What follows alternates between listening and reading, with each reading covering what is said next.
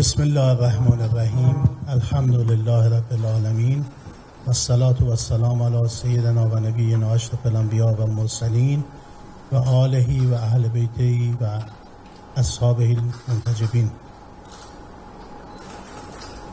من امروز به صلیب سرخ اندونزی آمدم تا اولا به مردم و دولت و شخص جناب آقای یوسف کالا برای رسیدن عید مبارک عیدالفطر رو تبریک بگم و بگم سلامت علی رایا عیدالفطری.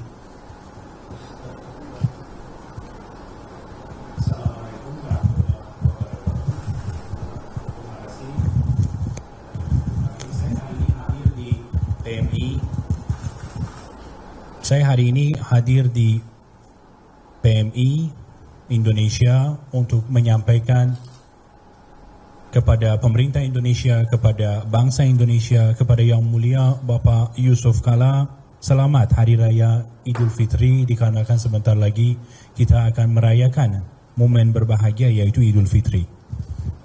در وهله دوم من از پشتیبانی‌های دولت، ملت و سازمان‌های دولتی و غیر دولتی اندونزی و همه نهادها تشکر بکنم و مراتب قدردانی و تشکر خودم و ملت ایران و دولت ایران رو عرض کنم. Berikutnya saya ingin juga menyampaikan apresiasi dan terima kasih kami atas dukungan yang telah diberikan oleh pemerintah Indonesia, bangsa Indonesia, berbagai badan dan organisasi pemerintah maupun non-pemerintah, ormas dan lain sebagainya kepada kami dalam situasi seperti sekarang.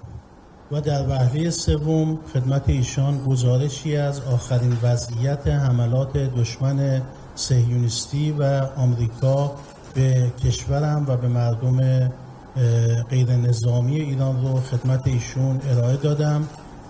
چند ده هزار منزل مسکونی که ویران شده و شهدای غیر نظامی که آسیب دیدن، خانواده های فراوانی که کشته شدن، زنان و کودکان بی‌پناهی که کشته شدن، حملات بیرحمانه‌ای که به منازل مسکونی، بیمارستان ها، مدارس و همه حتی آثار تاریخی انجام شده خدمت ایشون گزارش دادم و به ایشون گفتم که الان پیرترین شهید ما 88 ساله بود و جوانترین شهید ما کودک 3 روزه‌ای بود که به دست دشمن جنایتکار به شهادت رسید. Karena punya konsekuensi hukum dan keamanan pasukan sendiri.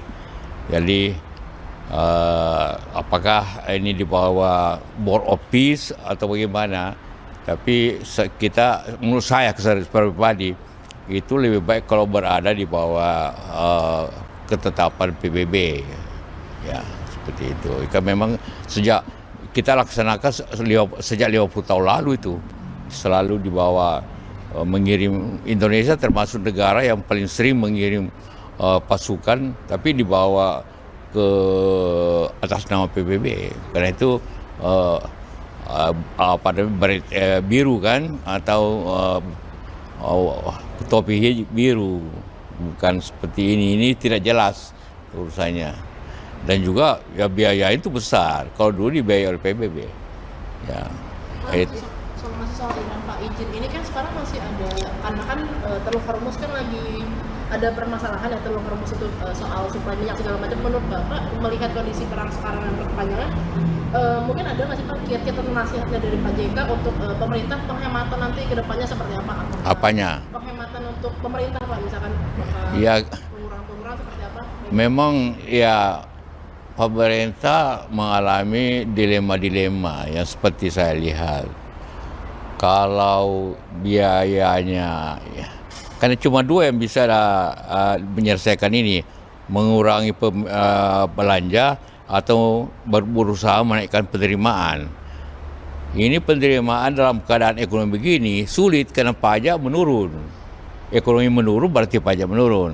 Jadi satu-satunya cara ialah cuma dua kemungkinan, itu menurunkan belanja atau terpaksa menaikkan defisit. Nah, pemerintah tinggal memilih salah satunya, menaikkan defisit utang atau menurunkan biaya. Kelihatannya Pak Prabowo memilih untuk menurunkan belanja supaya defisit itu tidak sebesar nanti, itu tetap 3%. Konsekuensinya tentu belanja apa yang dikurangi? Kalau hanya 4 belanja yang bisa mungkin dikurangi, belanja ke daerah, belanja pendidikan, belanja kesehatan, dan belanja infrastruktur. Karena itu yang paling besar. Dan tentunya belanja pertahanan itu 5. Yang mana diturunkan ya kita tidak tahu pada pemerintah. Kalau belanja diturunkan belanja daerah, kasihan itu daerah tinggal 17%. Itu seluruh penduduk di Indonesia ini akan kesulitan jalan, kesulitan pembangunan daerah, rakyat daerah. Kalau pendidikan, mutu pendidikan kita akan turun. Kalau kesehatan, fasilitas kesehatan akan turun. Jadi tentu pemerintah percayalah tentu yang evaluasi efeknya 2 hal ini. Cuma 2 pilihan, tidak ada pilihan lain. Yuk tambah utang atau terus ini belanja karena ini menurun penerimaan. Jadi kalau menurun karena begini, ini belanja, ini penerimaan. Kalau ini menurun ditutupi dengan utang atau ini diturunkan. Nah, itu aja tinggal pilihan. Download Tribun X sekarang, menghadirkan lokal menjadi Indonesia.